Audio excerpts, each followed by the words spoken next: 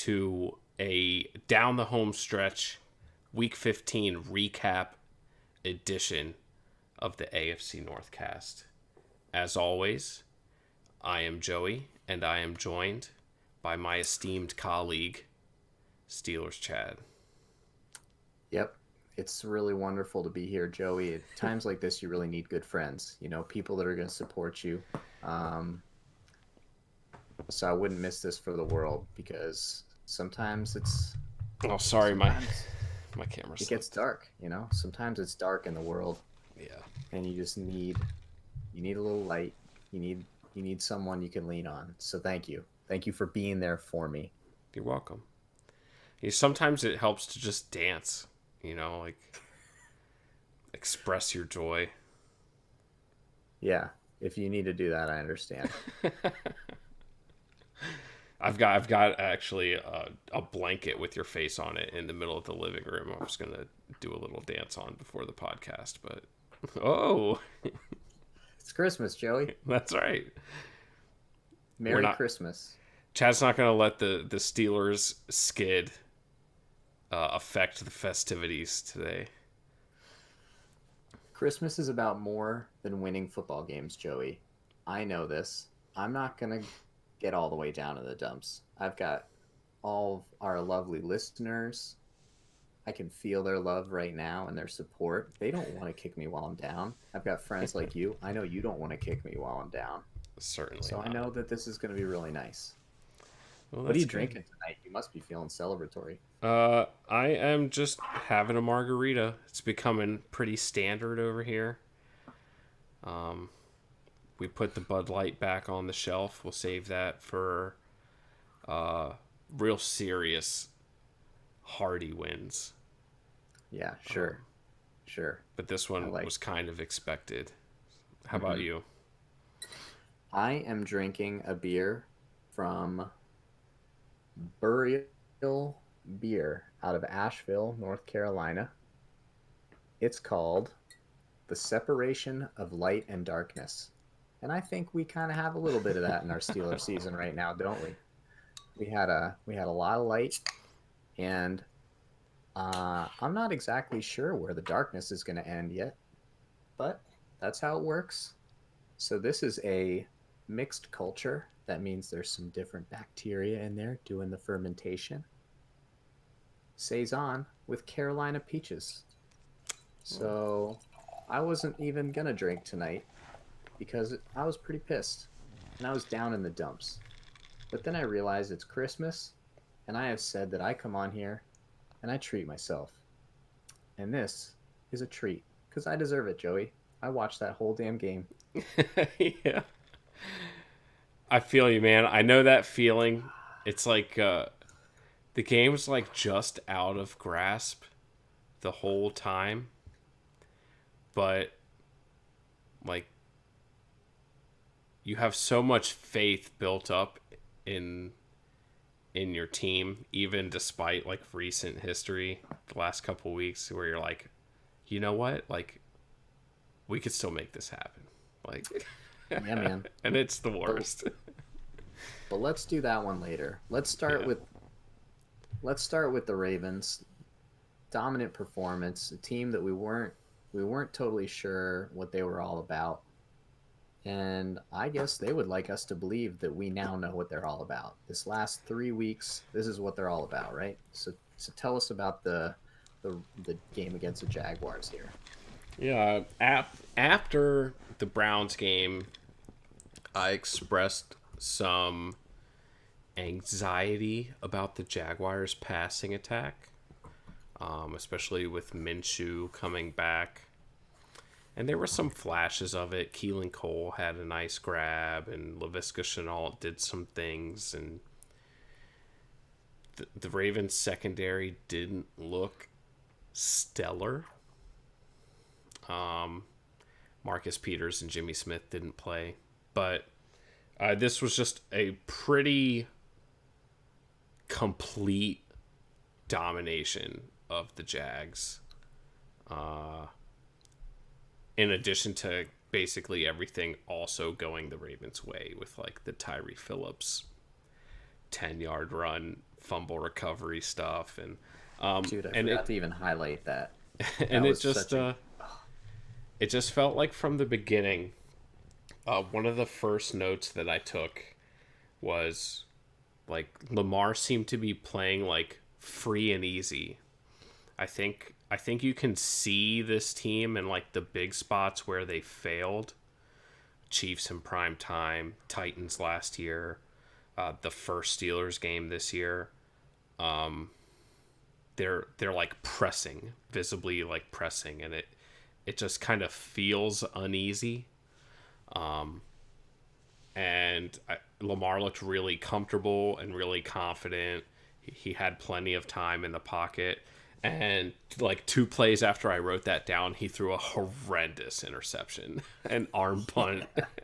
And I was like, well, like I wasn't even worried about it really. But it was like, man, like of course, like you'd love them to come out and be sharp.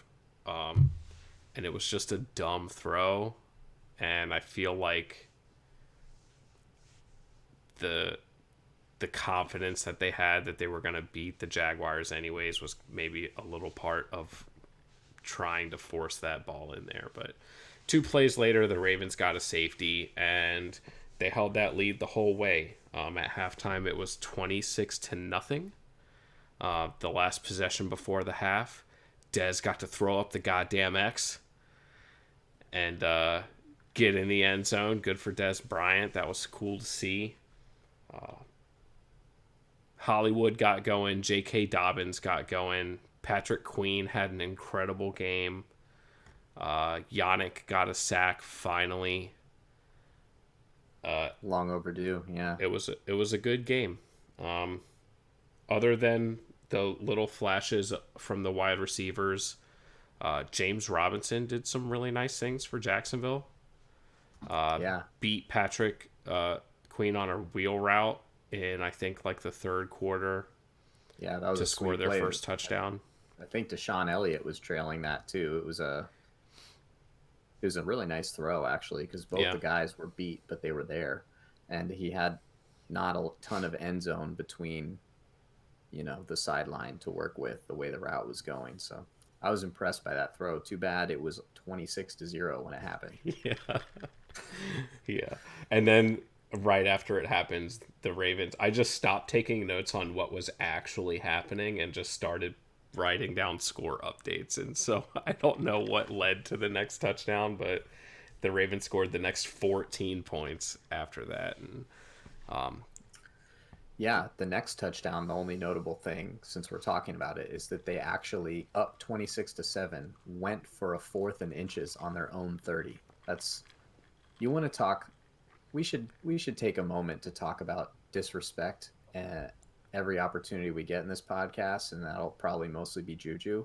But if you want to talk about disrespecting a team, going for it on your own 30 when you're up by 20 points is disrespect. Like that is 19 points. I mean, oh, you're right. That that's what changes the Ravens everything. are, though. That's their brand. You want them to play different. Like, that's what they do. No, I don't want them to play different. I'm Yeah. just saying we're going to talk about disrespect a few times in this podcast, and I just want it in people's minds that there's a lot of way that you can make people feel disrespected. That's one of them. It worked, and they eventually scored a touchdown to go up 33-7. I'm pretty sure Lamar actually gained 20 yards on that play. No, that was a separate play on a read option. To me, this game, because James Robinson played so well, it was so fortunate, and not fortunate like the Ravens got lucky, but fortunate that they got such a big lead early because of the interception and everything. I didn't even see the safety. He threw the interception. I got up to go get a drink or something, and I came back, and it was 2-0. And I was like, Jesus Christ. God damn it, Jacksonville. You can't even make it through a commercial break. Like, what are we doing here? I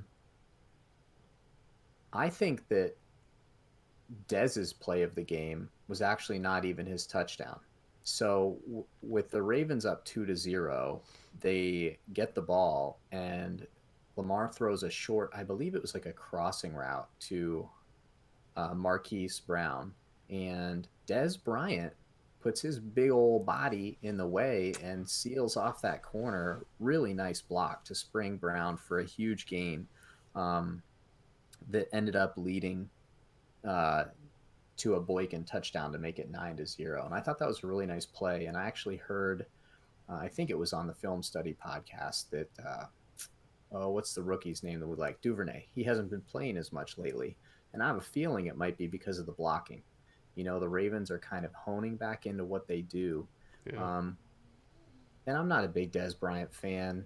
I don't dislike him either. I don't think he's that good. I'm going to make fun of you for having him on your team if I ever get the chance, when I get the chance. Um, but you don't always see these star players assume lesser glamorous roles.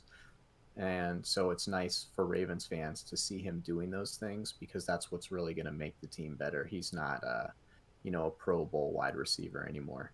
Um, so that takes them up 9-0. They of course get the ball back pretty quickly, and then I didn't write anything down about the drive, but they go up 16-0 on this super sweet jet motion TD to Dobbins. It was basically a clone of the 2-point conversion play last week against Cleveland. Yeah, so Dobbins runs across the line of scrimmage and then turns and runs back the other way, and they give it to him on the sweep, and he scores a touchdown. And the reason I took note of it is because it's the kind of stuff that I thought the Steelers needed to do in order to take advantage of. Nope, take advantage is the wrong word. Try to cover up all of their, inefficiencies and foibles that they have as an offensive unit. And it was a really nice play, and he walked in for a touchdown. And all of a sudden it's 16-0, and I think at this point it's either the end of the first quarter or, something like that. And that's what you want, right? Technically there's still enough time left for them to use James Robinson and run the ball and play, a diverse offense. But it's really not. Like you're already up 3 scores, 2 technically, but let's be honest with ourselves. So really, at that point, you're just like, this is perfect. Now Jacksonville can't do what it's best at, really, anymore. So it's a good win. And 40-14 final score. I'm still like, I have no delusions about this victory. Like, it's Jacksonville, like they're 1-12 coming in.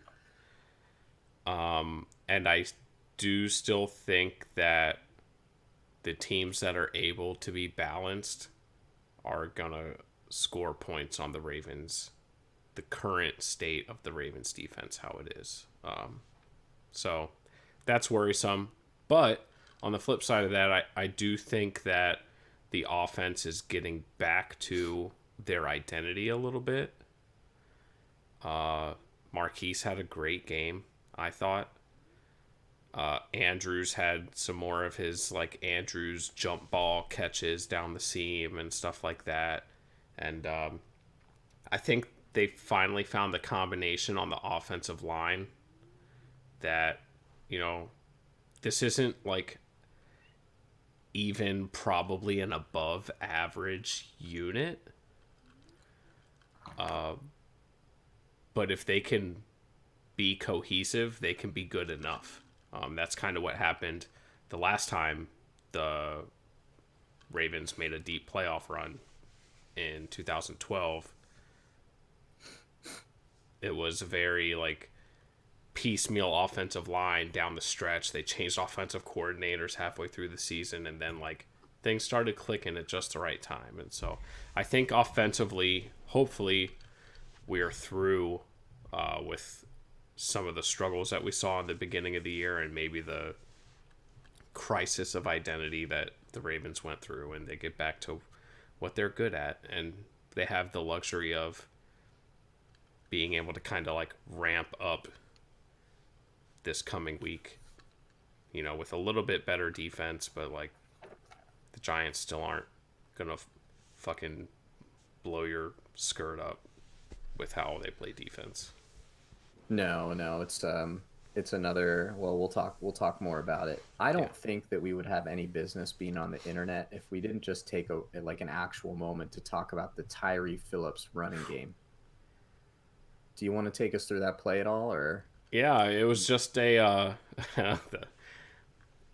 I think it was number 98 for the Jaguars stripped Lamar on a 3rd and 7, like it deep in Ravens territory, like inside the 20.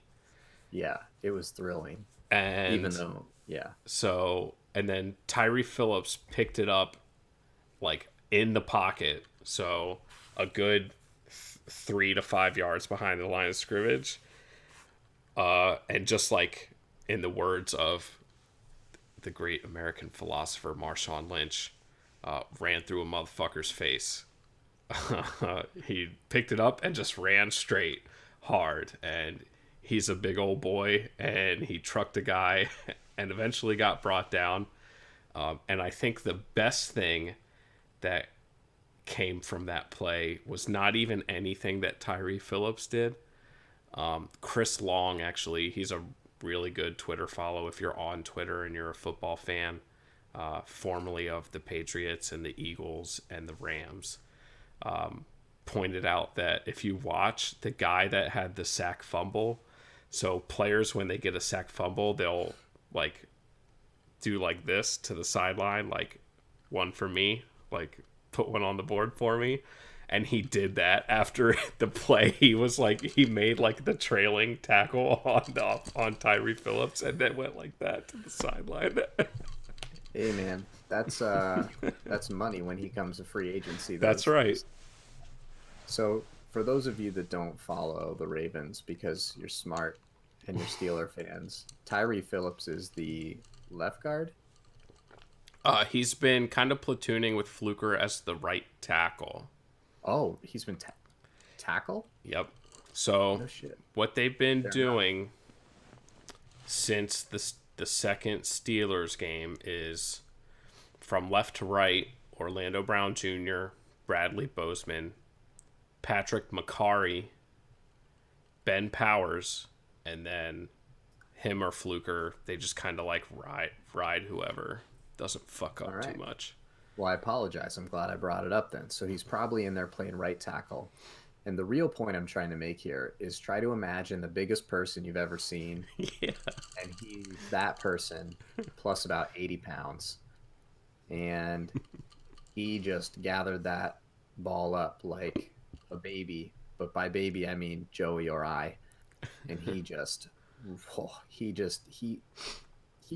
ran, but he rumbled. You know, it was certainly. And like, it was just so, frankly, it was frustrating. But then in the span of like 2 seconds, it was really frustrating that they got the first down. But then it was like joyous. I mean, like, he had this collision with Miles Jack, and he actually left the game for concussion protocol, but he blasted Miles Jack. I mean, I think people in the first row, if there was any fans, felt it. Like, there was a Richter scale event on that collision. You know, things are going your way when stuff like that happens. Yeah. And it was just a really fun play. Like, anytime a lineman has the ball, it's just fun because the speed differential is so dramatic that it's just amazing. So really fun for you to get to be part of one of the glorious plays of the NFL season. I hope it hits some highlight reels of the season. I probably won't, but it should. I don't know if it was one of our games in the division or not this week, but there was also a play this week where an offensive lineman caught a ball and like ran with it and was trying to argue that it was tipped, but it was just like a forward pass mid-sack. Maybe it wasn't one of our other division games. I don't remember. And he was ineligible. Yeah. Yeah, I didn't see it, so I don't think it was in the division, but so that was fun. And the Ravens did this 40-14 victory without the assistance of Marcus Peters, Jimmy Smith, or Calais Campbell. So significant contributors on the defense. So if you're thinking, is this peak Ravens? You probably shouldn't be. That's right. Anthony Averett did come back this week. And so but he's not that good. He is better than these free agents and practice squad guys that they're bringing up. He's better than Devontae Harris, who left the game with an injury, and That's a fair point. Traymon Williams. So, In the world of a Steeler fan, if you can't take advantage of Anthony Averett, you're getting ready to lose by 20. yep, Like, exactly. that's so let's move on. The Ravens won. They maintain their position as the 8th seed in the playoff hunt, but they're poised, they're confident. More to come.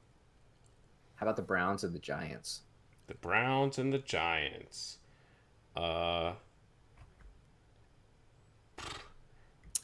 Never really close. The Giants scored first, but it just felt like the Browns were in control. The Browns answered right away with a touchdown, and then just kind of never looked back. All kinds of revenge games in play here in in New York Yes. between Yes. Freddie Kitchens. I didn't realize that Freddie Kitchens was on that Giants staff because I thought like Jason Garrett was the OC, so Kitchens He is like is the tight ends coach. oh, wow. I was gonna say wide receivers coach. It's even But that's worse. not what he was on Sunday. Well, Sunday he was calling the plays because jeez Garrett Louise. was out with COVID. So that was the Freddie Kitchens special that you got to see on Sunday. Heavens. Um, and speaking of the Freddie Kitchens special, known Maverick with his play calling, this game, like the Ravens game, was all about the early events. The first half, the Giants returned the opening kickoff to midfield, and immediately Wayne Gallman had a 10-yard run, and so they're already in Browns territory after about 16 seconds have come off the clock. And then McCoy hits I don't have it written down who he hit on the back shoulder pass, but Shepard, I think. well, was it Shepard? Um, so that's not an easy throw. That's what you would traditionally not call a backup quarterback type of throw Yep. to hit. And you're thinking like, okay, you're thinking you're about to be in the playoffs right now, right? The Browns lose a game, and yet they just get stuck at like just inside the 10-yard line. They fake a field goal and fail, so they get 0 points out of that drive. And then, fortunately, the Browns miss a 4th and 2.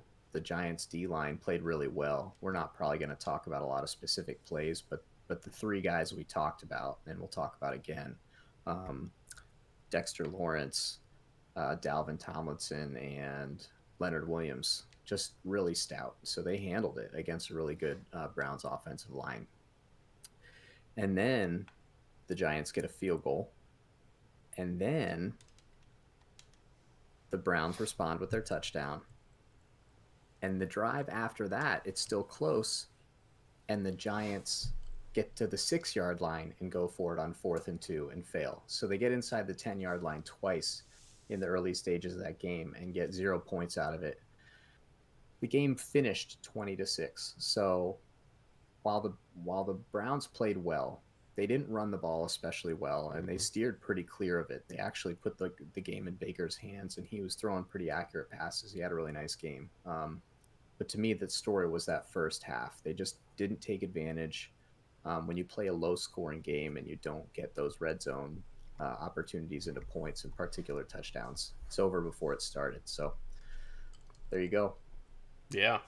Only other note that I had, Cody Parkey watch. He missed another extra point. It was long though. It Wasn't was it like the result of, and I don't really know how this ended up being a penalty on Jarvis. Jarvis clowned this corner and caught a touchdown, and then like the corner like wouldn't leave Jarvis's face when Jarvis was trying to like celebrate away from him. And then when Jarvis went back at the corner, not physically, just verbally, got the unsportsmanlike conduct. So I don't know what he said about his mama or whatever. But yeah, Cody Parkey missed extra point. That was very peak Browns. well, we don't talk about mamas. We don't talk about mamas on the AFC North cast, and you certainly don't do it on the gridiron. So Rodney, that's, don't fret. We have not talked about the Steelers yet. oh, Rodney wants to talk about the Steelers. Don't worry, you haven't missed it. We saved it as the last game we'll talk about. He asked if Um, Juju danced on the AFC Northcast logo. Welcome to it. Wouldn't offend me at all. Um, the other note I had was one specific play, and I just want to see if you noticed it. Dexter Lawrence got a sack on Baker Mayfield right at the end of the first half, and I think he might have been triple teamed, and he still beat it. It was bonkers. It looked to me like he might have taken a block and then curled out and then split two blockers, and then I'll tell you what, dude, those three guys are gnarly on that line. Yeah. It is crazy. And that was the only one that I really noticed. But wow, that is a good little D line, especially the way that they were able to hold up against. I really thought the Browns would try to run more. And credit to Kevin Stefanski for going away from it, because eventually Chubb got his obligatory 15-yard run and ended that one with a touchdown. But it took a while to get him going, and I think it was the right thing. And I'll tell you what, man, if you can design it up so that Baker is on a clock, and when he gets to the end of that clock, he throws it to a spot, he will put it on that spot. Yeah. Like, people were wondering about Baker's accuracy, and I think it might just be that he's not accurate when he doesn't know what he wants to do. But if in his mind he knows what he's setting up to do, he gets his feet right, or he does the things that he needs to do mechanically, and he really puts it on a spot. Like, there were a few times that he threw into some pretty tight windows, and he was right where that ball needed to be in order to be caught. And that's probably the strength and the weakness of Baker, right? Like, Yeah. even if his first read isn't wide open, he can still hit it. But if he can't hit it, trouble's brewing. But today he was really on it, and that means that they're calling good plays and giving Baker good time to make his throws. But I like this kid when he can just make that one read. Yeah. He was Pro Football Focus's top graded quarterback this week. I mean, he was putting the ball right where it needed to be. Run after the catch, like, just everything. So I was really impressed with him, and that's 3 straight weeks, frankly. The last 2, I think you could have made him AFC's Offensive Player of the Week. This one probably not even close, but he did play really well. It's not all about fantasy football, people, even though I am in a championship. So it's mostly about fantasy football for me right now. It's not all about fantasy football, and I'm not going to make you guys listen to how I'm going to crush Lee in the finals this week. I lost my semifinal matchup by 1 point, so not here to talk That's about fantasy football. That stinks. Fair enough. Do you feel like there's anything more that Justin would be mad about if we didn't cover in this game? I don't think so. Yeah, I don't think so either. As far as like moments go, it was kind of a bland game for me. Yeah, I didn't have a lot of like significant plays, mostly just like trends that were happening. And the trends were that the Browns are better than the Giants. Yes. You know who's better than the Steelers? Everybody. The Bengals. Everybody right now. The only team that can, honest to goodness, say they're not better than the Steelers might be the Ravens, because they've lost to them twice. Other than that, basically everybody has a claim to being better than the Steelers. This week it was the lowly Bengals. The Steelers went into this game Christmas week. All they needed to do was beat Ryan Finley, and they win the division. They win the AFC North against all odds coming into the year. I can't even express to you how confident I was that they would win.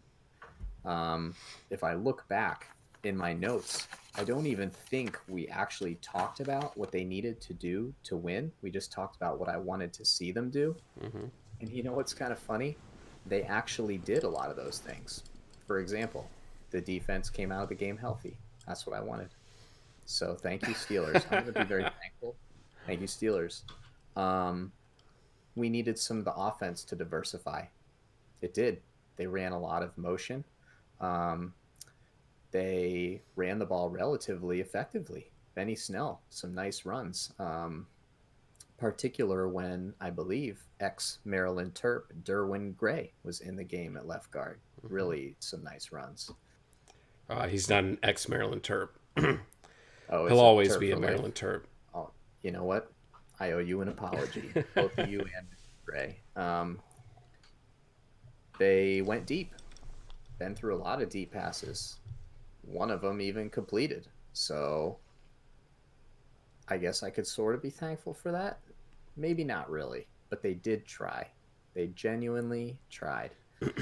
Um, but I forgot to ask for a win, and I didn't get it. The Steelers, we didn't talk turnovers, and that's because for most of the year, the Steelers have been dramatically on the plus side of the turnover battle. They are the team with the most turnovers created on defense. And Ben Roethlisberger, for all his faults generally, had played mostly turnover free football this year. And it's hard to express how important that truly was until you watch this game. Um, the Steelers turned the ball over 3 times in the first half. Uh, the first one, if I'm getting my order correctly, was actually on a jet sweep. So I was pretty excited as that play was happening until Ben didn't pick the ball up off the snap. And he actually somehow managed to kick it or elbow it forward into the defense to It make sure was that it was the pulling guard punched it or kicked it. Pro Bowl right guard David DeCastro. That's the Yes. one. Yep. Thank you. Um, we'll get more into that later. It's a really good week for Chad on the AFC Northcast here. So the Steelers had no chance to recover it because it literally got punched into like the heart of the defense. They turned that into a field goal, and then The big one. Oh yeah, so Ben early almost saved Juju. Ben actually almost threw an interception on a slant on the next drive, but they dropped it. And then on 3rd and 7, Ben throws, I would say, about a 2-yard crossing route. So nowhere near the sticks to Juju, who is immediately disembodied by Von Bell. To the point that it actually appeared, I don't know if you'll agree with me, but in real time, it appeared to be an incomplete pass. I mean, he Yeah. caught it. Yeah. It And was like, ruled incomplete on the yeah. field. Um, and just really got blasted. And I don't remember the exact quotes, but Juju's been doing some dancing. He's a TikTok star. If you're not on TikTok and you don't know what that means, welcome to being an adult like That's the rest fine. of us. Yeah. But he does dances and he puts them on social media. And he does it on teams' logos at midfield. I don't know how long he's been doing it, but ever since the Steelers have been losing, it's been deemed to be a treacherously disrespectful act, the likes of which has never been seen on national television. So everybody's asking everybody about it. And Von Bell basically said, yeah, it's pretty disrespectful, but they're the top of the division right now. So if we want to do something about it, we just got to hit him and show him his place. That's exactly what he did. And, when you're Juju and you got this big story on you and you get blasted like that and you let go of the ball, you look like an idiot. You have thoughts? You have thoughts on the disrespect or the bulletin board material or any of that bullshit that I'm going to have to try and swat down here? So, if you'll notice, we haven't really been talking about it out until the Bills game. So, lose to the the Redskin Potatoes in Heinz Field. No logo to dance on. No big deal. Dance on the Bills logo, and Josh Allen refers to it in his pregame hype speech in the tunnel to the team about let them do all the dancing. We'll just do the fucking work, whatever he said. And they lose again. The Bills are good. I mean, it's a reasonable loss, right? In Buffalo, the Bills are good. Um, and I think that is when like the dancing got on like the national radar, kind of. Those of us that follow the Steelers more closely know that it's a regular thing. It's been happening in the locker room post game with like all the wide receivers and stuff like that. But the big thing for me is like winning solves everything.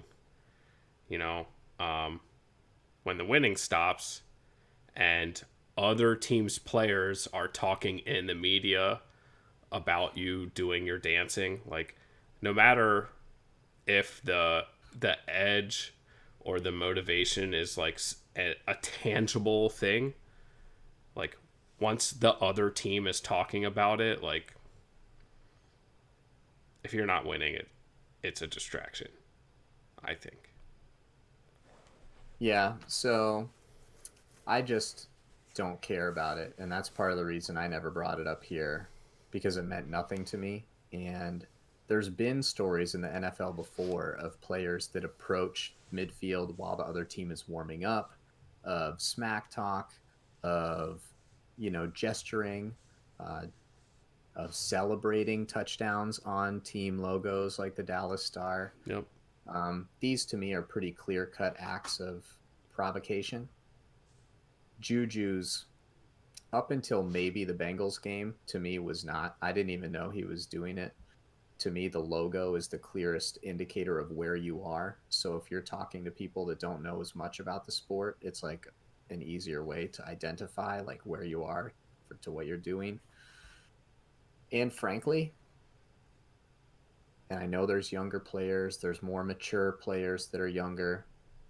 Most of what this dude has done to endear himself to the city of Pittsburgh revolves around his playful and childlike nature on and off the field.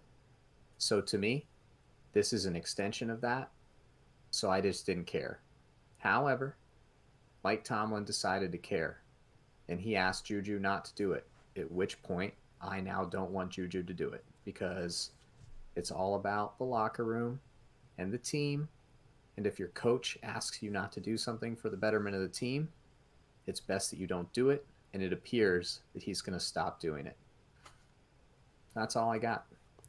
Yeah, and to be clear to everybody, I am 100% here for disrespect. I'm all about it. Like Baker on the sideline grabbing his nuts at opposing players in college. Like, give it to me. I love it. But you have to be able to back it up. And when you aren't able to back it up anymore, that's when you have to look at it as like, all right, maybe my energy, I do not think that Juju's not focused enough on football, right? That's silly. But on that stage, like the optics of it matter, and when Tomlin has to be talking about it in fucking post game and this and that, like that's when it becomes something like, yo, we just need to just fucking kill this and Yeah. be about And football. just to be clear, like when Mike Tomlin says he's going to talk to Juju and make it stop, That's the it. only Yeah. reason that he's doing it is because he's been asked to talk about it. Like he doesn't care about this stuff any more than I do, but he has to answer questions about it. And once he's bothered, he's just like, I don't want to be bothered with this, so stop it. Like that is his attitude about it. He doesn't care about the respect or the whatever. Like, and that's why he never talked to anybody about it until someone bothered him. So yeah, that's fine. And for the record,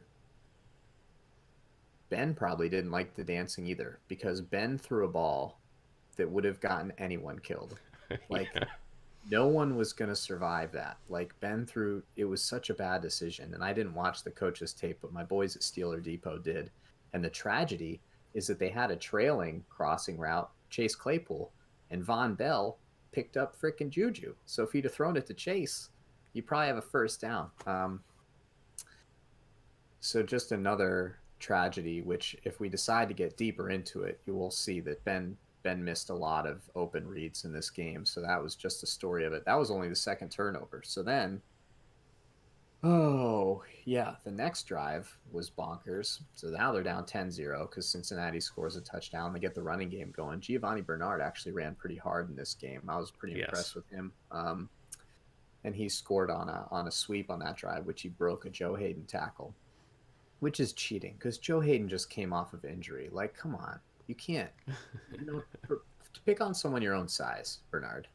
Um, so then on the next drive, Eric Ebron gets absolutely clocked by Jesse Assaulted. Bates. Yeah. And for the record, it did happen before the ball got to him. So if you're into rules, that could have been a pass interference. I try not to complain too much about the refs. We're probably going to refer to at least two more pass interference penalties in this game that were probably incorrectly called. So that's just one of them. He leaves the game. It's the first quarter. So, Ben likes to throw to him. He's gone. Then, what else happened on that drive? They get going. And then Carl Lawson. Oh, Carl Lawson, you sweet, sweet son of a bitch. He just made Alejandro Villanueva wish he was still an Army Ranger because he could have shot him because he owned Villanueva all game. And the Steelers ran a jet sweep, and he just, I don't know what he did to Villanueva, but he removed him from the picture and tackled Chase for like a 6-yard loss. And then on 3rd and 14, I don't know. I don't know. Ben just didn't see anything, and he threw into what appeared to be like triple coverage um, because he wanted the first down, and everybody deep was covered, and he just threw it. That's Ben, right? If you're a Steeler fan, you're going to get that. And so that's the next interception. And that is eventually also turned into a TD because at that point, the defense looked totally deflated. Like, they're just like, Yeah. so I'm going to go off kilter here for a minute. So the defense gives up a TD in which they look lifeless. Bernard catches like a little pass out of the backfield. The two Steelers linebackers, and by linebackers, I mean one is like their fourth string safety and the other one is their fourth string inside linebacker, run into each other, and he coasts for a touchdown. 17-0 in the first half. The Steelers defense gave up 87 passing yards. No, not up to that point in the game. For the whole game. For the whole game. 87 passing yards. Bernard ran well, but he didn't get 100 yards. He probably ran for like 80. I think he had like 3 yards a carry. He probably had like 19 carries for 80 yards or something like that. And Finley had like 35 yards or 40 on like 5 carries. The defense was fine. They were on the field for 14 of the first 17 minutes of the game because the Steelers had like 9 straight 3-and-outs. Mm-hmm. You just can't ask a team to be on the field the whole time. Like, you can't do it. And so even though they were playing well, they had given up 17 points off like 20 total yards of field. Yeah. And then the worst part is that once the Steelers started to catch up in the second half, and I won't go through all the drives or whatever, they had a couple nice drives. The defense was tired, and they finally give up a huge drive right when they need to be strong most. They give up, and it's eight runs on 9 plays, including a 20-yard read option, which, I mean, honestly, like, the defense is good. This is a coaching error, right? It's either, there's two things that could have happened. One is the coaches just malfunctioned entirely. And two is that Alex Highsmith is a rookie and he didn't listen to the coaches because he's the one that got beat on both the big read option runs from Finley. He crashed on the running back, and Finley just ran. The Steelers have played Deshaun Watson, Lamar Jackson, Josh Allen. They've played the guys who do RG3. I this. mean, yeah. I'm talking about this. Yeah, Yeah, they've this played year. all the guys this year. They can't be letting Finley run a 25-yard touchdown. Like, I don't even care who's in the game. Broke my spirit, Joey. Yeah. Yeah, that drive was the backbreaker, the one that ended with the long Ryan Finley run, because that was. Made it 24-10. They had Yep. just scored the last 10 points, so it was in the third quarter. It's devastating. And it was the only real drive, right? Like you talked about it with the Steelers when they beat the Ravens. Like they didn't have but one big drive. This is basically that game, right? But for the Steelers. Like you did all the stuff you're supposed to do, but you screwed up like a bunch of idiots. So you lose. Um I don't know, man. This is bad. Um Ben Roethlisberger was horrible. I mean, he's horrible. I think I felt he missed, like, straight up missed, like, his first, seemed like 5 or 6 throws. Like, no shit. First, like, handful of throws in a row, all misses. Yeah. Not drops, which has been the problem. Just straight Right. up missing guys. Yeah, by the stats I heard, the Steelers actually had 0 drops this game. So refreshing to see that happen, but not as refreshing when you just screw something else up even worse. Yeah. So that's kind of the problem. Is like multiple times this game, the Steelers had the deep throw open. Um, at this point, the Bills and the Bengals basically positioned their defensive players with one safety up high. They say single high safety means there's only one guy back. He's got to cover the whole deep section of the field. Even if you have corners that are supposed to do it as their responsibility, they're starting at the line of scrimmage or close to it, so it's harder. That's when you go deep. And they just can't hit it. So teams are doing it anyway. Like traditionally, that's when the Steelers go deep. But Ben's just not hitting the throws, and people are getting open. Chase Claypool got open on one, but Yeah. he didn't even see him. He missed Deontay on one. There was a bunch. Like most of them, I didn't notice because you can't see it on the TV tape, but I like heard it on the podcast. But it's really problematic. Like we talked about it, the Steelers' deep offense needs to have multiple levels, right? Like the quick passing game is cool and it can be really good, but if teams only have to worry about it's just not going to work. The kind of things that happen are going to be slants taken for interceptions to the house, like happen against the Bills, or safeties that literally send your players to the hospital at worst, or at least make them fumble like they did to Juju this week. I mean, it's just like you can't have everybody converging on the same spot in the field. It was a little bit uplifting to see the running game get going a bit, but not uplifting enough, man. It's bad news. Yeah. And more injuries, right? Um, or am I Remind me. mixing games up? Did you guys have another linebacker go down? No, we don't have any left. So Marcus Allen played the whole game. No, he got hurt, but he came back. Okay. So he had a big hit where he hurt his shoulder, but he did come back into the game. I mean, and he's like, I don't think that. Oh, Ulysses Gilbert would have played. I think he was active. Um, I'll tell you what, dude, that guy's a tough cookie. He's trying, but he's just small. And the Bengals actually like really pushed that by playing a lot of two tight end sets and really challenging the Steelers to like be be solid up front. Do like, it's just hard to do when you're at that stage. Like, I'm not blaming the Steelers losing to the Bengals on not having their starting inside linebacker. But dude, Vince Williams was tied with TJ Watt for leading the league in tackles for a loss. You know what that means? It means he picked the right gap and he got there quickly, a lot. Yeah. So that's a big deal. And he is effectively being replaced by a safety. Like, It's not even a linebacker that's replacing him anymore. Like it matters. It definitely matters. Um, Fortunately, all he had was the pandemic, so he's fine now because it's not a big deal. Um, I'm just kidding. It's a huge deal. Respect it. Wear a mask. Get vaccinated if that's your time. But it doesn't seem to have affected him in the way that it affects some people by killing them. So he will probably play this week.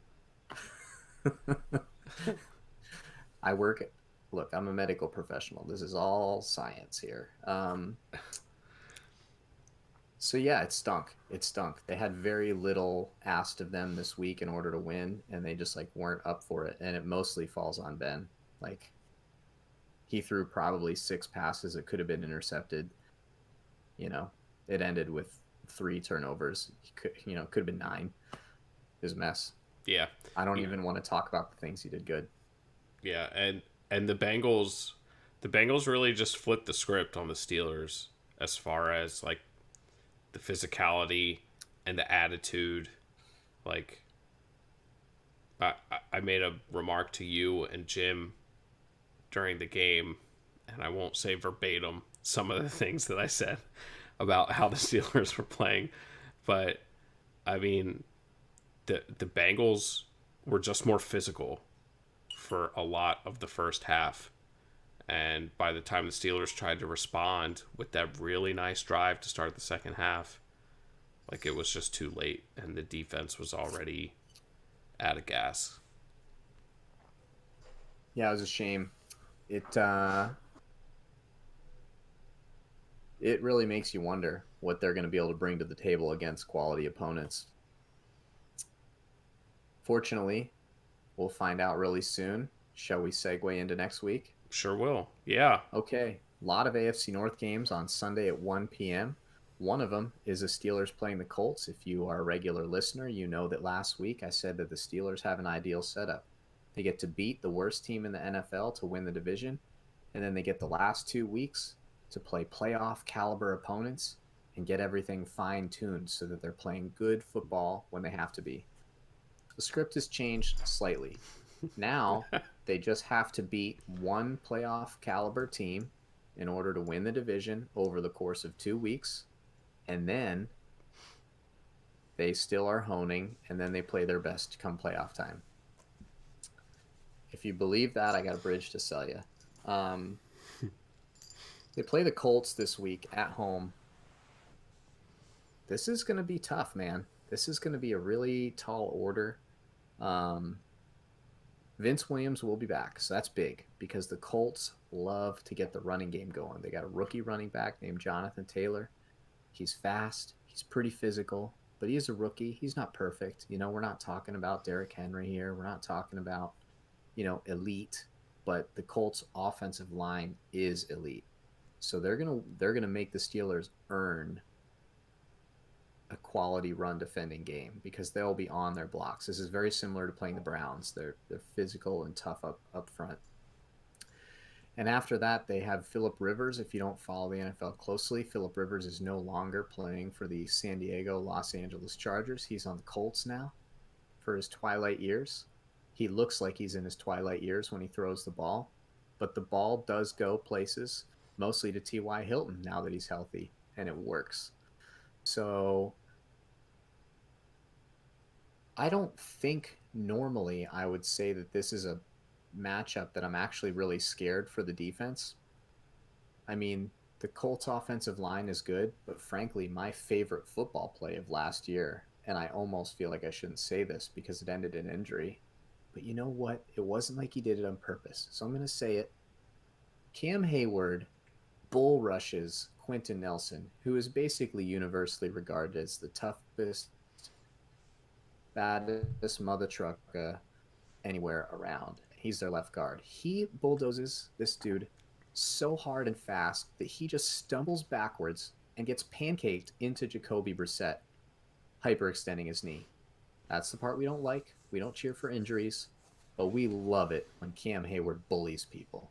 He's the best. So look, don't be so worked up about this offensive line that the Steelers can't handle it. They can handle it. They just can't handle it if they're on the field for 28 of the first 33 minutes of the game, right? Because for some reason, we're not subbing anybody in anymore. I just learned that Cam Hayward and Stephon Tuitt play like 95% of the snaps every Yep. game. So if they're on the field a lot, they get tired. So that's a big deal.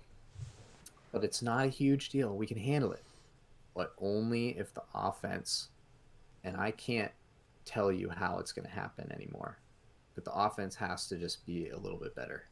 Um, and if they can't do it against the Bengals, you've got reason to worry here because the Colts have like a bunch of talent on defense, like a bunch. Their defensive line is DeForest Buckner, Danico Audrey, and Justin Houston. And they're all really, really good. They each have 7.5 sacks on the year. So basically, like, you can't just double team one and be like, good strategy, guys. We got this. Like, they're just all really good. They have Darius Leonard, who's the best middle linebacker probably in the NFL right now, at least in the AFC. Um, and they've got like 5 different defensive backs with multiple interceptions on the year. So if you're the type of offense that throws the ball in the same amount of time, very predictably, it's like not good. You've got defensive linemen that are dominant enough to swat passes out of the air, and you've got defensive backs and linebackers that are going to be making hits and interceptions. The offense is going to really have to turn a corner on a short week in order to play well. And I'd be very excited to hear your analysis of how that could happen.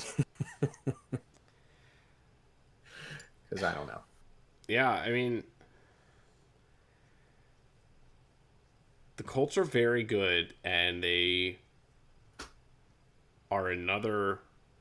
I wouldn't say another team because the Bengals aren't really any type of team with an identity.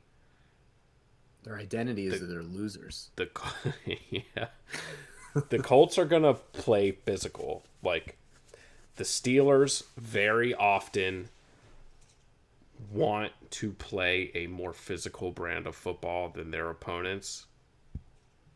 That is not the case on Sunday. Like the Colts are a run first football team. They are a stop the run football team. Which I mean, for the Steelers offense, that's no big deal. You can stop the run. It's been happening to the Steelers all year.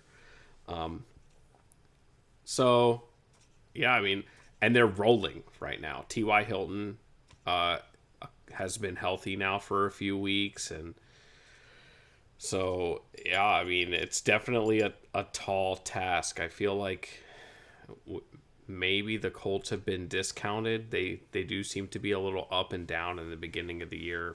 Phil was having some struggles, but seems like for the most part a lot of that's been cleaned up, and the Colts are as formidable as almost anyone in the AFC, short of the Chiefs and the Bills, probably. So Yeah. that's Yeah. the reason they're 1.5 point favorite in this game. Before the Bengals game, the Steelers were favored by like 2 points. And so that tells you kind of what's happening with Steelers stock right now. But Yeah. I mean, here's the one thing I'll say. The problems that the Steelers have had over the last 3 weeks are multitude, but they're not consistently the same. Like they cleaned up the drops. So like it's not like there's yeah, one thing and they just can't do it. I will say this again. The Steelers ran James Conner had 100 yards in 5 of the first 6 games this year. It's not like they came into the year as a team that can't run the ball. It's it's possible. Like they've done it. They've done it this year. yeah, It's also important to remember that the Steelers set their own franchise record for most consecutive games scoring over like 25 points. It was the first 10 games. So it's very easy as a fan, which I am, to have recency bias and panic. Like Ben Roethlisberger played arguably his worst game as a professional. Maybe you're saying, what about the 5 interception game in Jacksonville? Look, I don't want to nitpick. It's painful to go through all those memories. It was bad. It was The a really worst bad this game. season. We'll just say that. Definitely Yeah, the worst this season. exactly. In all the games that they've played, it's like within reach that they win. Like they probably beat the Bengals if they have one less turnover.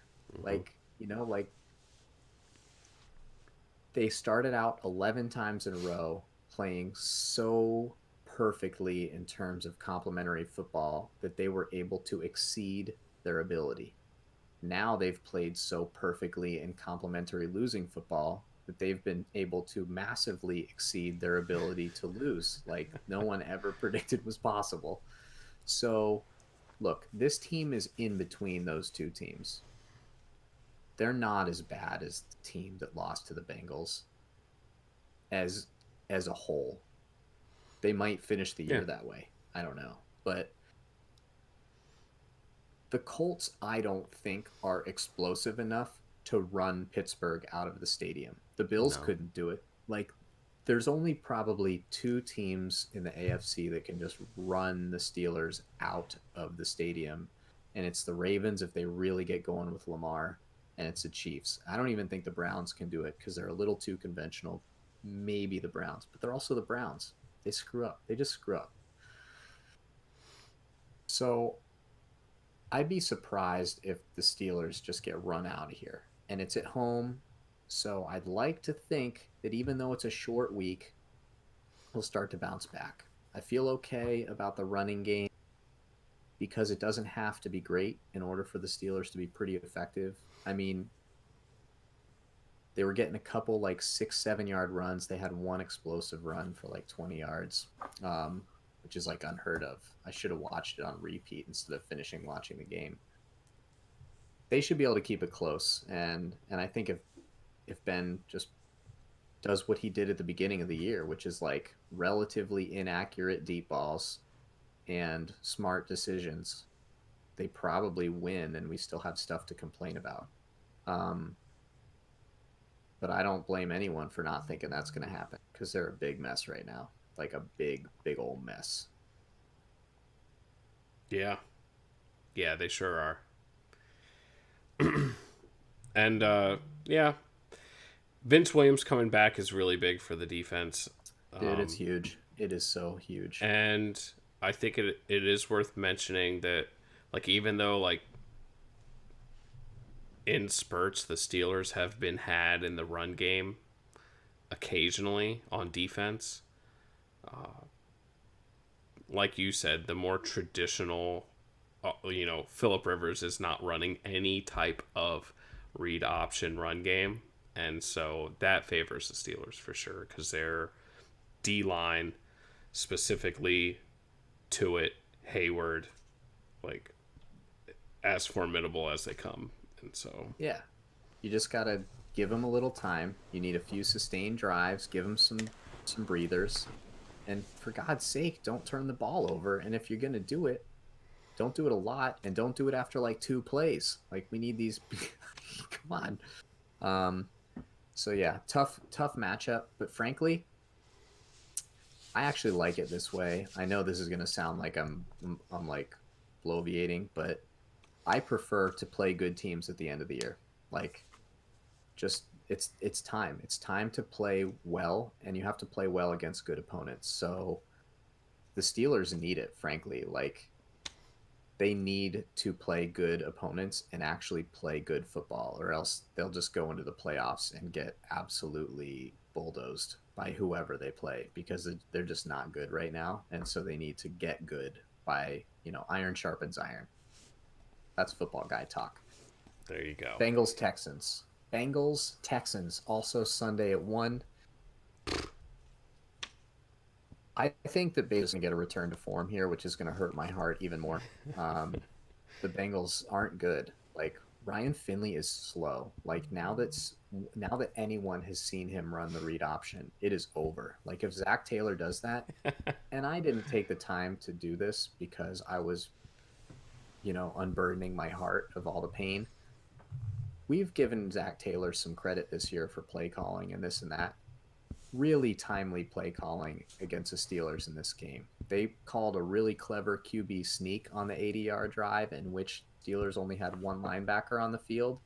They evacuated the running back, and he just followed him, and there was literally no linebacker. It was just the 4 defensive linemen or 3, and he just had to run straight. 8-yard gain. Plus the read option stuff. The Steelers weren't ready for it. He didn't overuse it. He used it in a timely manner. Sorry, that was my cat. She's an idiot. She's got some catnip, so she's doing drunk stuff. So credit to Zach Taylor for some really nice play calling. I don't think that's going to continue that much. Houston's got Deshaun Watson. He's actually really good at football. Is there anything more to even say? You know, David Johnson caught 11 passes last week. I know. I played against him in fantasy. Oh, that's a shame. That's a real shame. So, you know, they don't have Will Fuller, but they've got him. They've got Brandon Cooks, who's real shifty. I don't know. I just don't think the Bengals have anything going for them offense, honestly. Like, Houston's not that good, but I just think Deshaun Watson's good for 24 points, and that's like twice as many as the Bengals should score on anybody that doesn't give them the ball at their own 10-yard line. Right. Yeah. Yeah, I mean, as good as the Bengals wide receivers are, I think Boyd will probably be back. He missed the most of the Steelers game with a concussion.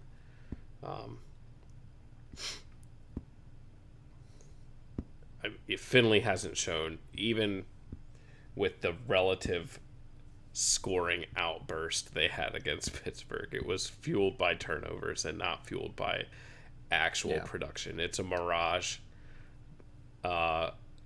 It really just makes me pine for Joe Burrow being back and seeing like what could have happened if Burrow was still back there slinging it. But yeah, one thing to watch in this game, Deshaun Watson extending plays. I actually think that the Bengals secondary has kind of outplayed themselves lately a little bit. William Jackson is he's not the best, but he's a really fiery competitor, and when he gets beat, he comes back and plays like twice as hard. And Darius Phillips is healthy, and he might have had his best game of the season this past week against the Steelers. Almost had an interception, had some passes defensed. He was aggressive tackling. Couple nice plays in the run game and in support, which is not what you expect out of him. So I think that they actually match up kind of nicely against Houston. But Deshaun, he's a play extender, so you got to cover for longer. Cincinnati's prone to the pass interference in those situations, so that's kind of going to be an interesting thing to watch for. And J.J. Watt's playing, so you'll know him because he's got a bionic elbow brace on his arm. Very easy to find him. Yeah, number 99, right? Like an 8-foot wingspan. Yeah. Yeah. So the Bengals are, I think, favored to lose by 9, and I expect them to do that. Yeah, that's a lot. Yeah, they probably will. Houston's been playing pretty well recently. They've been keeping it tight in some division games against some of these teams that we've grown familiar with in our division, the Colts and the Titans, and that we'll surely see in the playoffs too. So Texans should win pretty easily. Back to reality for Cincinnati, I think. And that's what they want, because they got the perfect outcome this week. They beat their most bitter, hated team, the Steelers, and they maintained the 3rd pick in the draft. So no consequences. And Penei Sewell posted a hooday on his social media during the Bengals game when the broadcast showed the someone in the stands had a "Penne for your thoughts" sign, and so already endearing himself. Like it. I like it. Smart it. I'm sure Joe Burrow will appreciate that. Oh yeah, man. He wants people to protect him. How about we do the Ravens next? That makes sense for the order I wrote things in my notes. Yeah. Yeah. The Ravens will host the Giants also at 1. The largest spread in the league this week, which I found curious because the Chiefs play the Falcons. But, anyways, um, the Giants have become this like weird, like darling for some reason. Um, because it's not for some reason. It's because they beat the Seahawks and then surrounded that one win with a bunch of wins against cruddy football teams. And Mm-hmm. so the Giants are 5-9, and that's just who they are. That is not deception. That's not sleight of hand. Like, they're not a good football team. They lost Saquon Barkley week 1. Daniel Jones has been in and out and in and out. I don't know if he's going to play on Sunday. I don't either, and that's to me the big deal of it. If he doesn't play, it's hard to imagine this game being competitive at all. Yeah. And to be honest, I'm getting back to the point. I feel like the Ravens have recaptured their identity as a rushing offense, and I'm not concerned about anybody's run defense. Like, the Ravens are exotic enough that I don't care what anybody's run defense does against the other 31 teams in the league. Like, it doesn't matter. So I think this is a momentum building game for the Ravens again. Just build on what happened last week in Jacksonville. It's a playoff game for the Ravens. Every game from here on out is a playoff game. They need to win out. No more players are on COVID, so that's sick. We didn't talk about this, but are you officially cheering for the Steelers this week? I was going to address this at the end of Steelers Colts. If the Steelers win either of their last 2 games, the Ravens control their own destiny.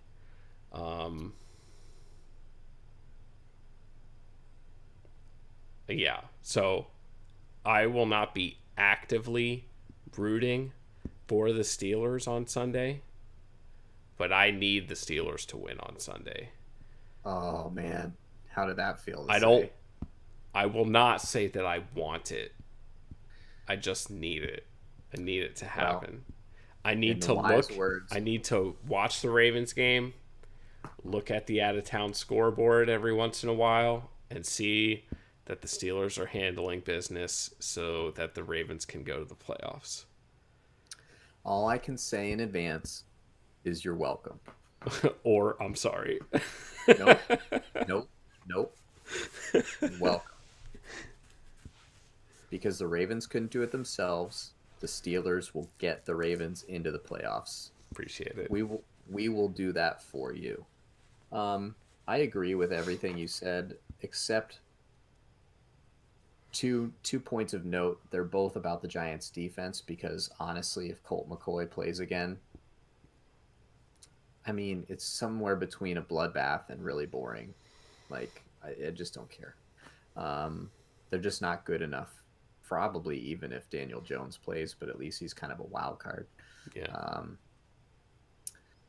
I am excited to see this D-line play against the Ravens running game. I think you're right in your assessment that it probably doesn't impact them the way it could the Browns because of how exotic the Ravens' calls are and how fast Lamar is. And, yeah.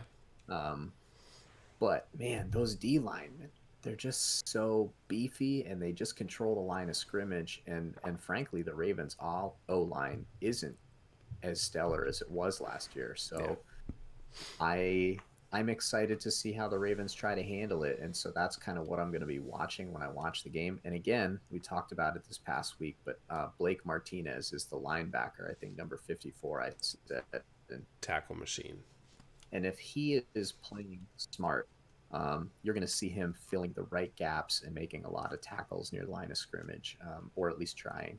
And that's what you're looking for if you're a Giants fan this weekend. If you're a Ravens fan and you see number 54 on the wrong side of the hash marks from where the running back is going, then everything is going really well for you. So, and James Bradbury is back. He is officially a Pro Bowl cornerback. He did not play last week against the Browns, which probably contributed a little bit to Baker being able to go to his first read every time. Lamar doesn't care about reads or firsts, so it probably won't matter that much. Yeah. Is Um, James Bradbury going to be covering Mark Andrews? is he, I mean, he's the perfect matchup against a number one corner because he's, Yeah. you know, he doesn't care. Yeah. And like honestly, the best corners just get outrun sometimes. So let's say he's on Marquise Brown, like he might just like get outrun once, and then he could have a great game and still look like an idiot because he gives up one 50-yard touchdown Yeah. on a broken play. Yeah, and it's easy in hindsight, but like, for example, last season against the Rams, and it's like, oh, are you worried about Jalen Ramsey? It's like, no, man, I'm not, I don't care who Jalen Ramsey covers. Like, whatever. Yeah. Like, who cares? Most of the time, those guys aren't in the game anyway. Because yeah, it's redundant. It's called redundancy.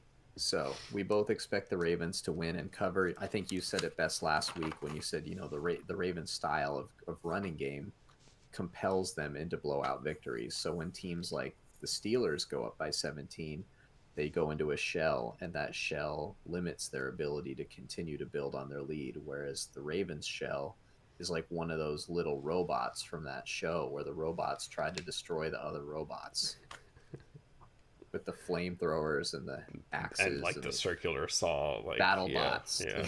The Ravens running game is a battle bot.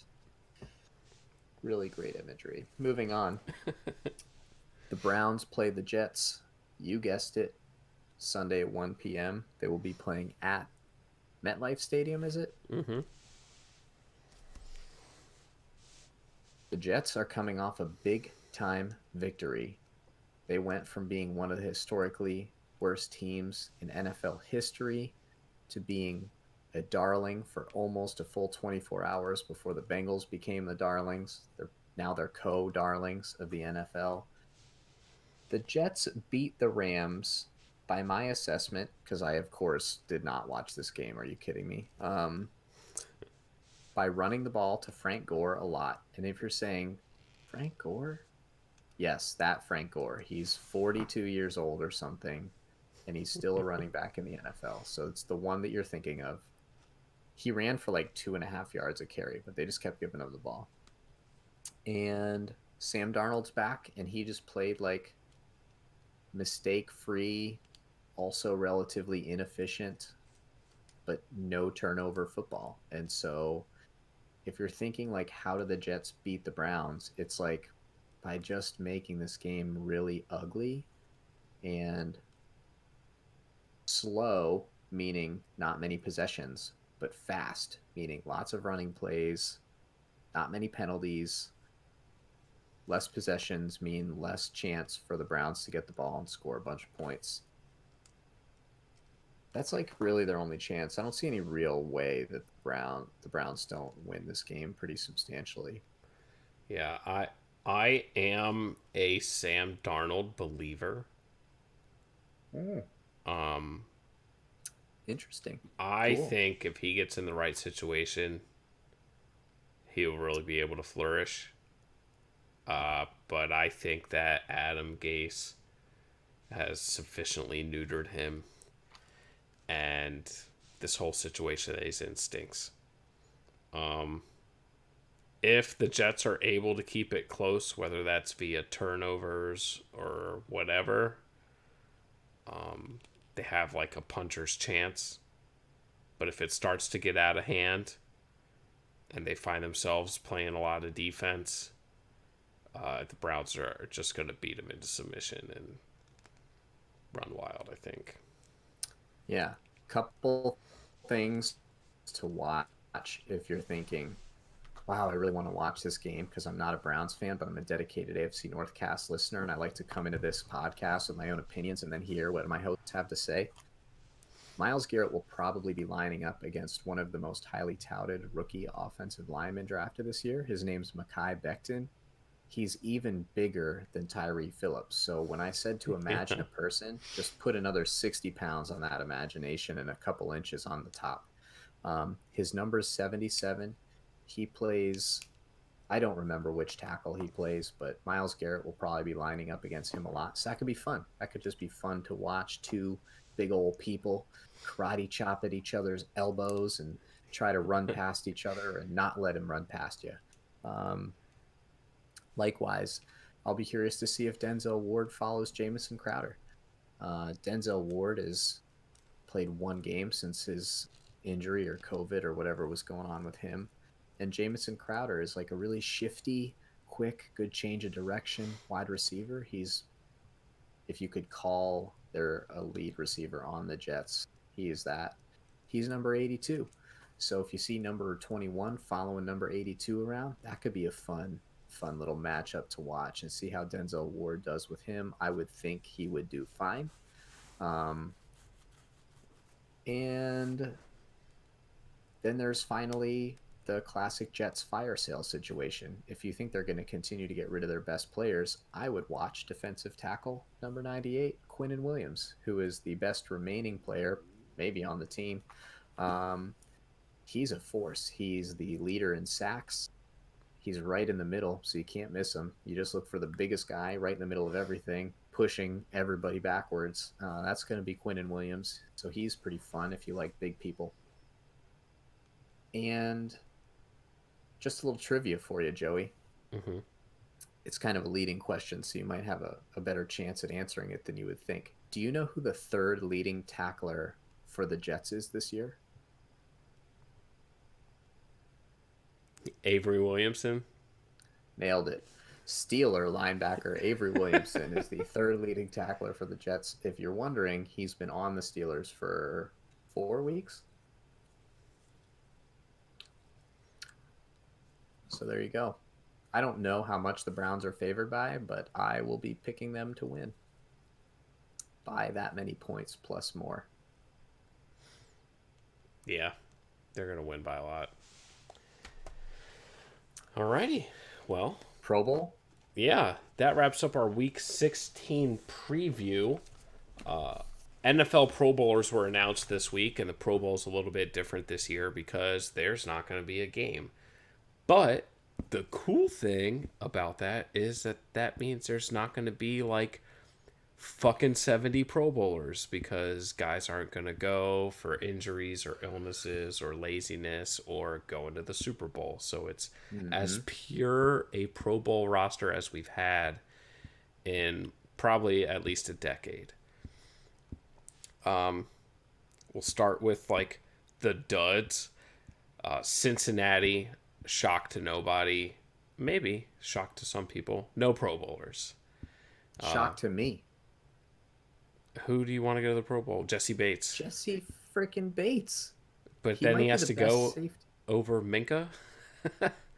So first of all, I was fully prepared to come on this podcast and say, put Jesse Bates in for Minka. I was fully prepared to do that. And then I decided, let me just look up the stats. I mean, the turnover stuff, Minka's like...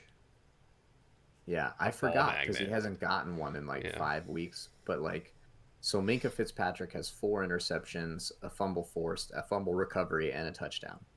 So he's pretty good at that stuff, and everybody cares. Plus, he's got the name. It's true. Yep. And then the other guy that made it over Jesse Bates is Justin Simmons, who's on the Denver Broncos, and I haven't really watched him at all. And I think that he's got one more interception than Jesse Bates. He's got 4. Jesse Bates has 3. But he doesn't have any forced fumbles. And Jesse Bates has more tackles. I honestly think Jesse Bates really deserves to be in the Pro Bowl. And I think you could take either Minka or... Because Minka only has like 60 tackles and Jesse Bates has 97. Like, Jesse is in there stuff in that run game all the time. Like, he's everywhere. He's like everywhere. So I love Minka. I think if you were just saying like who's a better football player, almost everybody would probably say Minka. But I think it's about what you're doing this year. And Jesse Bates is, I think he's like the best safety that I've watched play. So I think that the Bengals got robbed of having a Pro Bowler, and I think it was Jesse Bates. I think it's obvious. It's obvious, Joey. Come on, man. Yeah, he's good. It's just harder this year. I don't know if there are alternates and announced since they're not having a game, Yeah, I think they're still doing that, but I but don't really actually know.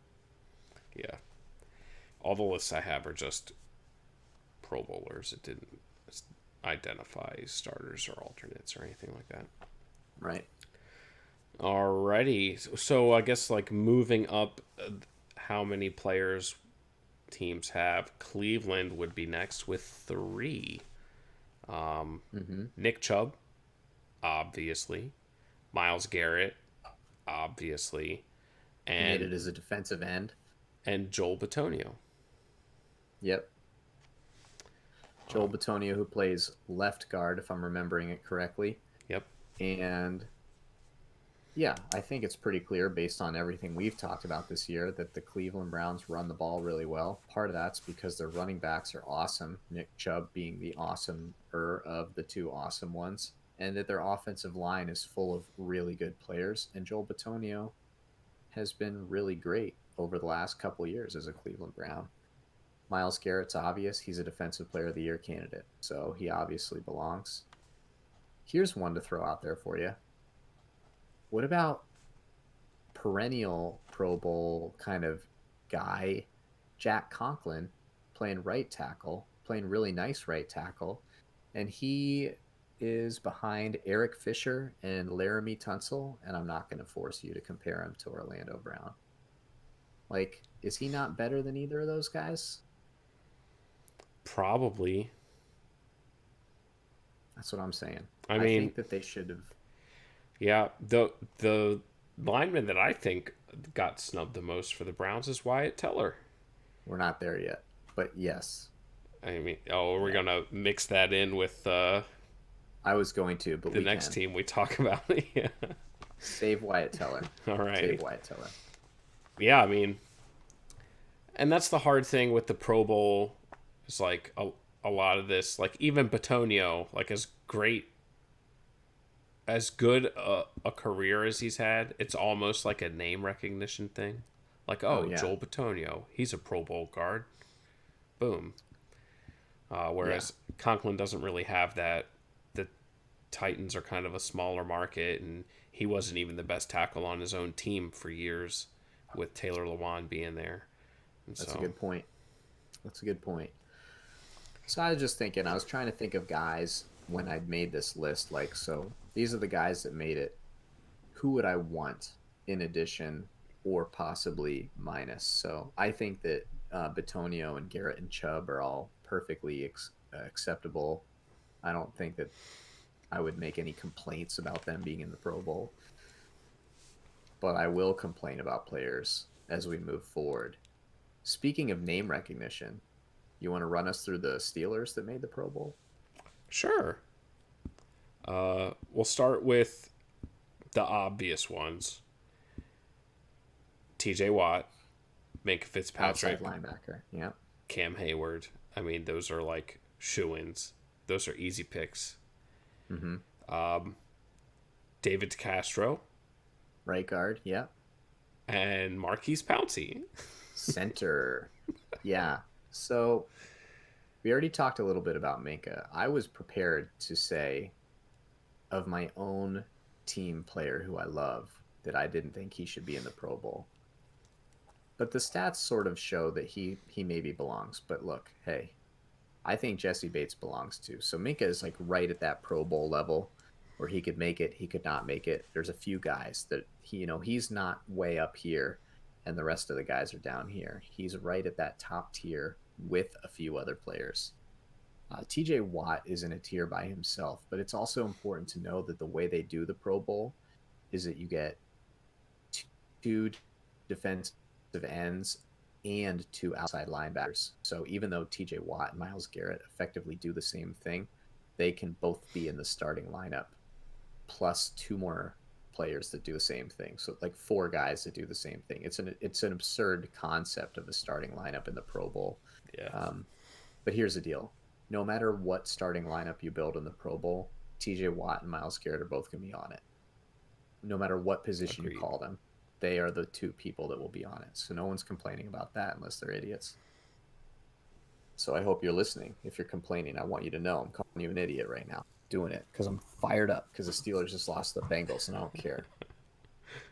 Cam Hayward's great. His stats aren't nearly probably as strong as some of the other defensive tackles, but we just talked about it, dude. This guy's like, he's so strong. Like he just pushes people with like one arm. It's crazy. I don't know if any of you listeners have ever tried to push a human being, but like to just lock your arm into someone's collar and just move them when their whole purpose is to not let you, it's like really hard to do. And he's really good at moving the most immovable people that exist, except for sumo wrestlers. And I bet he could move them too because the rules are different. Depends on which rules you go by. So he's great. Here's where it gets a little sketchy. Marquise Pouncey, it's almost entirely name recognition at this point. Like, he had a pretty nice game this week, but he's just basically been an average center for about 3 or 4 years. Like, that's what he is. I don't like saying these things, Steeler fans. I don't like saying that. I love Marquise Pouncey. I loved it when he ran in there and protected Mason Rudolph. I love his attitude. I love his presence that he brings to the locker room. I love his mobility. Having a center that can snap the ball and then pull and get to the second level, it's awesome. And he still has a little bit of that mobility. So I'm a fan. He probably shouldn't be in the Pro Bowl. And if you're looking for a guy to put in it, look no further than the Cleveland Browns. DJ Treader, or what's his name? It's Treader and Teller. JC Treader? JC. Look, I'm not going to always get the letters right. JC Treader. Look, this is about respect, so I'll try and get it right. JC Treader. The Browns' whole O-line is really good. I think that he would be a... Just put them all in. Just put them all in, except for Wills. You got to earn it. Jedrick Wills, you got to earn it. You're not there yet. But Pouncey probably shouldn't be in the Pro Bowl. And then there's David DeCastro. Look, in my opinion, this guy should potentially be in the Hall of Fame conversation when his career is over. And I don't think he's done being a really good guard. And you saw some of that last week on Benny Snell's best run. Great pull. He made a block. Then he comboed out to the second level. It was awesome. It was classic DeCastro. He's a huge guy, and he's still so mobile. But he hasn't been as good this year as he has been in the past. And I think it's pretty clear that the guy that should replace him is also a Brown. And I was a little bit joking about the center. I don't know a lot about how Treader's done this year. I just assume it's good because they're all good. But there is no doubt that Wyatt Teller has been incredible this year. Whether you're following it on PFF or whoever Joey's favorite nerd of the week is that does whatever tables you're referencing when you're trying to make arguments about how the Ravens are good. He's awesome. He's just really good at his job. And David DeCastro is a great player. Maybe has had a better career. Maybe will be the better player in the 30,000 foot. But this year he's not the better player. So Teller got robbed. Justin, you're hearing it from me. Love David DeCastro, but I don't think he should be in the Pro Bowl over Wyatt Teller. Boom.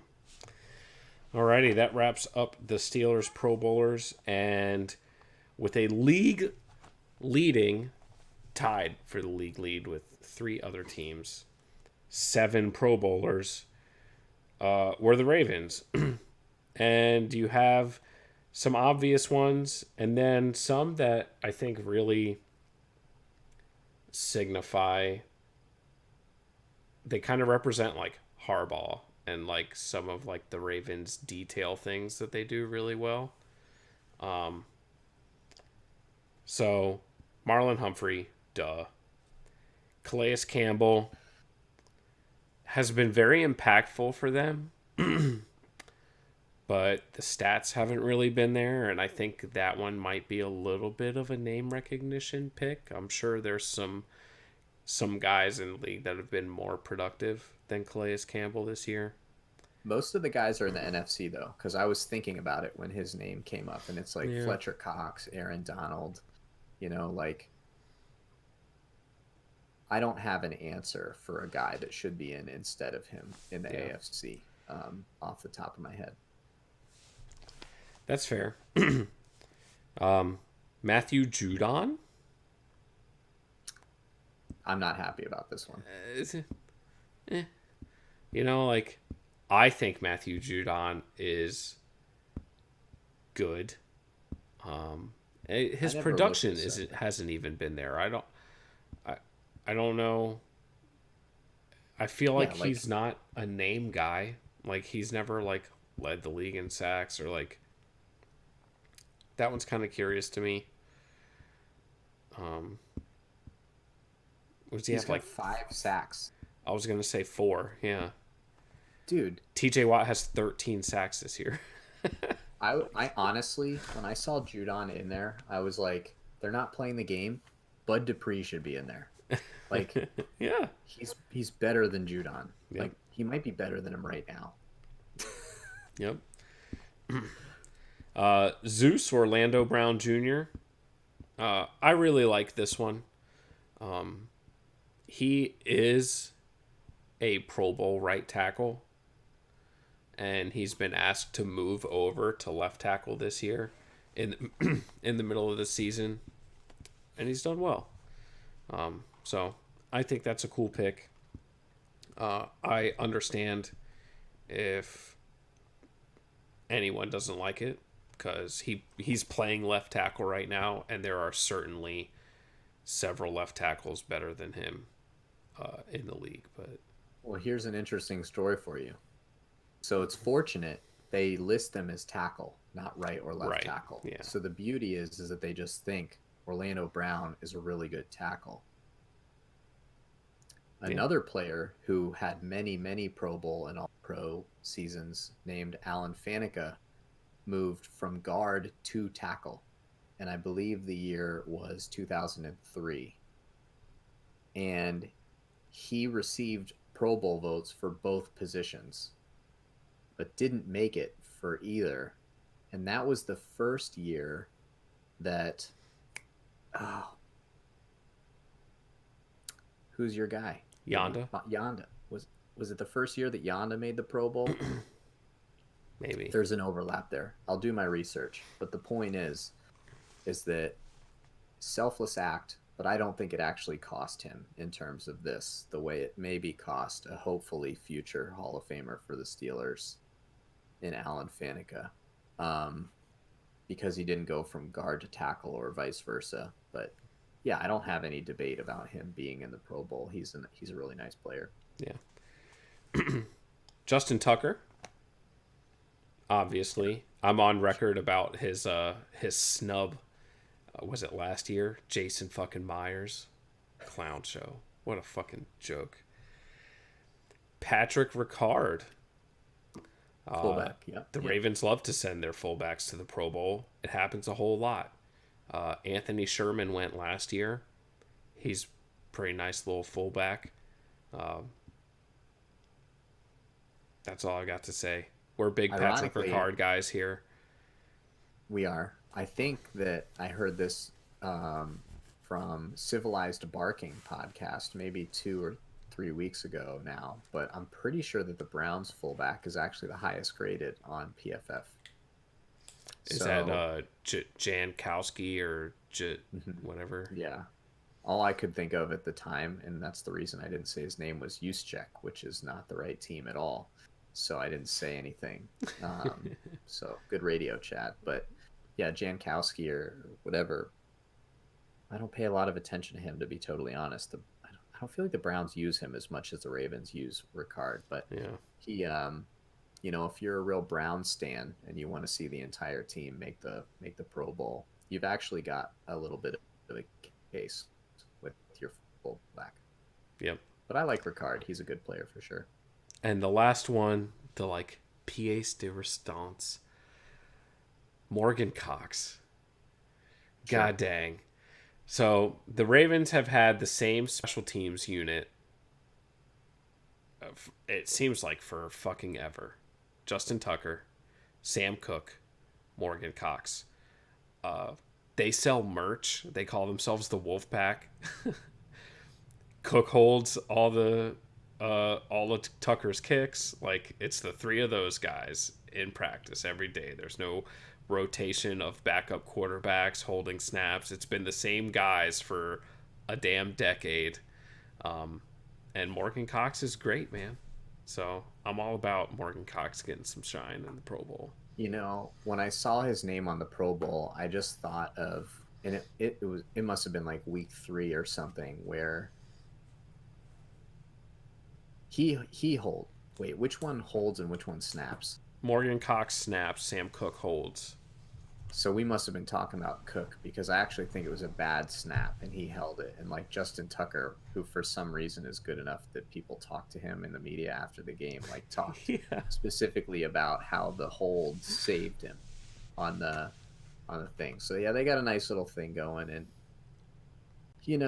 there's a big part of me that wants to make fun of it, but like, dude, when you can make your drive only have to go to the 40-yard line instead of the 30 to win a game, it's like it's just a big deal. So congratulations, go fuck yourself. Yeah. The the Browns game that we just had was like a couple days off of the anniversary of really like the thrust into prominence of Justin Tucker. If we can go down Ravens gangbang bus memory lane here. Justin Tucker on Monday Night Football against the Lions in Detroit went 5 for 5 on field goals, including a 61-yarder to win it. And it was a thing of beauty. And that was when everybody was like hard on for Greg Zuerlein and calling him Legatron and all that stuff. And then Tucker dropped his nuts on the table, and the rest is history. Little opera singer comes around and says, Yeah, "What about me?" that's right.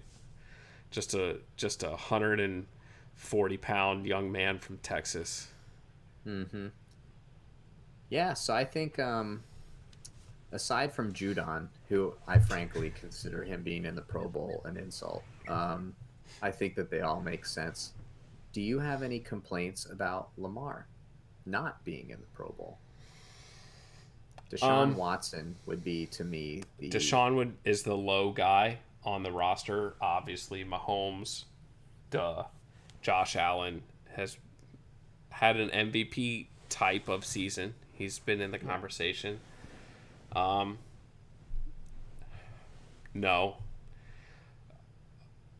The Lamar was good, but just not exceptional enough in the beginning of the year, in my opinion.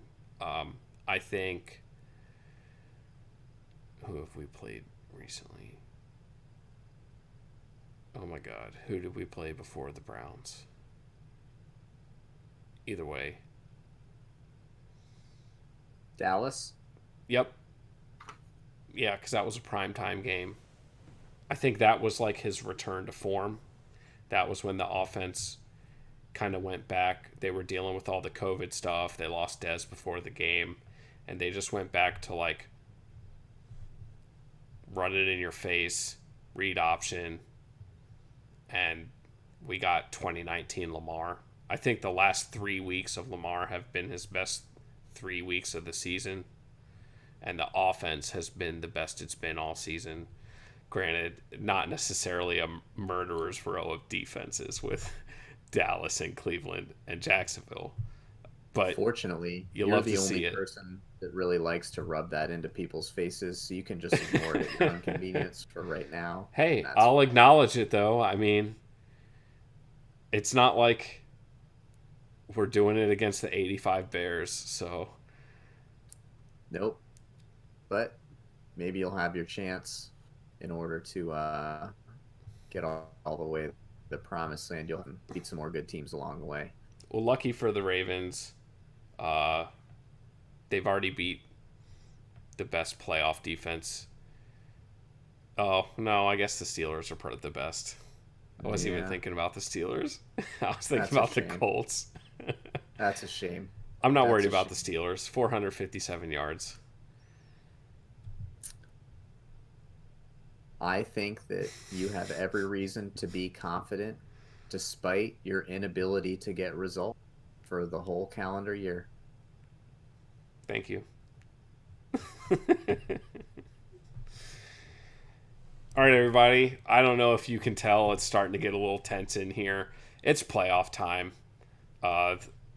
We've got all kinds of playoff implications happening this week in the division. And in case you missed it, the Steelers haven't won the division yet. And if they manage to lose on Sunday and the Browns win, Week 17 is a showdown for the division, which is a wild time.